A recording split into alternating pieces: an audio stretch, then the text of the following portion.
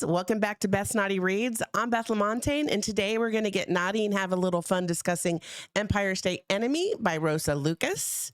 But before I get into the book, I want to give a friendly reminder to please go out and follow me on all the socials. You can find me on Instagram, TikTok, and Facebook at Beth's Naughty Reads. Also, one last request to please take a moment to thumbs up this episode and subscribe to be notified when episodes are released. So as I mentioned today, I'm reviewing Empire State Enemy by Rosa Lucas. Rosa says she loves crafting stories about strong, sassy heroines who aren't afraid to speak their minds and pairing those ladies with alpha heroes who are as rugged as they are emotionally guarded. Rosa likes to write about the billionaire alphas with the egos the size of their bank accounts, workplace romances, and grumpy meet sunshine matchups, proving that even the most brooding of men can melt with the right woman by their side. So Empire State Enemies is book 3 in the Billionaire in Charge series. Each book is a standalone series, but you will see characters from the series in all 3 of the books. I read book 1, Fifth Avenue Fling, last summer and really enjoyed it. So when Empire State Enemy came up as a recommendation, I jumped on the chance to read the book. It is a dual point of view, enemies to lovers love story. Tell you a little bit about the 2 main characters. The first one is the main female character. Her name is Lexi Sullivan. Lexi is an underpaid and undervalued public relations assistant who is struggling financially. She is basically head of household, and she supports her younger sister through college and her mother, who has COPD and living in a assisted living facility. Then we have Connor Quinn, who is the main male character. Connie is a wealthy hotel magnate and has quite the playboy reputation. He's one of those that never goes back for seconds. He's a one and doneer. Connor has recently discovered that he's got a very serious health condition that he is trying, let's put it in quotes because he's not doing very well, to deal with privately. In other words, he's not sharing his crisis with his family, so they have no idea what he's going through. When the story opens, Lexi is struggling with getting $1,500 she needs for her mother's next facility payment.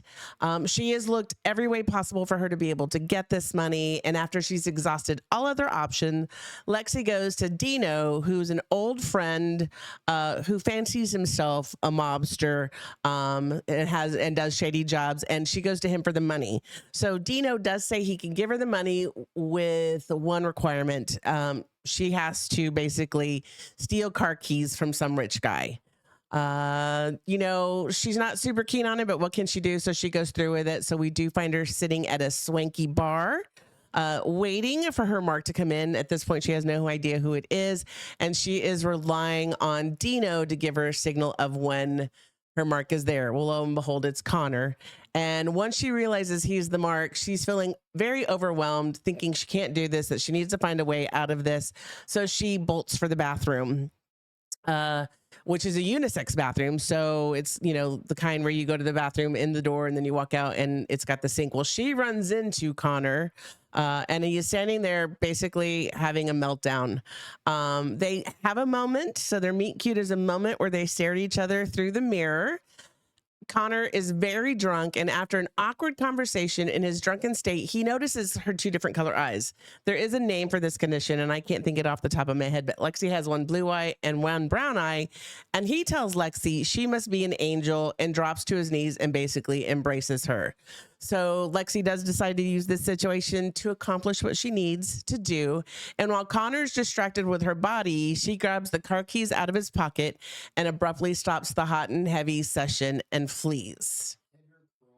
Okay, so heterochromia. All right, 2 different color eyes. Our dog has that.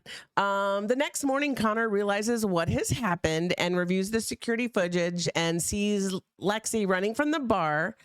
And then he sees Dino driving off with his car. He has no idea who Dino is, but he knows who has done this to him.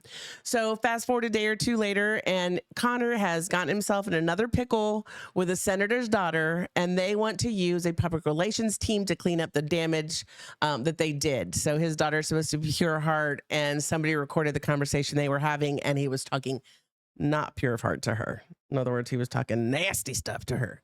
The agency they choose just so happens to be the agency where Lexi works. And when he realizes that who she is, he requests her to be the one to help straighten out the matter so that he can have daily access to her.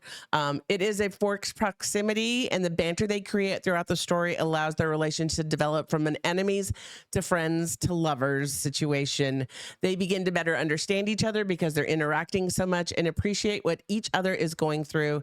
And the story follows them through the transition of lovers and the challenges that they're going to have with his, his health issues, with her money issues. But it was a great read. I gave this book an overall spice rating of 3 jalapenos.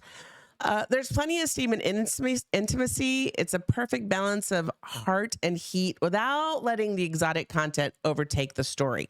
So while there is some in there, it's not explicit. I know some of the last few books I've read, the sexual content has been very erotic and very explicit. This one was sweet. Star rating, I gave it 5 stars. It's a great mix of humor and emotional, super quick, easy read. Now that the kids are back in school, pick this one up after they've gone to bed and slip away into a little fun read. It's something that you could probably finish in 2 or 3 evenings if you just pick it up and read it for a couple hours a day. Also go check out Rosa's social media. You can find her on Instagram, TikTok, and Facebook as Rosa Lucas Author. She also has a website with the same title. You can go out and follow her and check out what else she has out there and see what's coming up. I know she is either just released a new book or is fixing to release a new book. So if you are interested, go ahead and follow her for more information. Also, if you're looking for some more fun, because we always know we are, go and check out The Bar is Open with Beth and Greg. This is a show I do with my husband. Can't promise that we'll always keep it clean, but I can promise we'll always have a damn good time. So if you guys need something else to do, please check us out. Otherwise, until next time, cheers, and I hope you have a great week.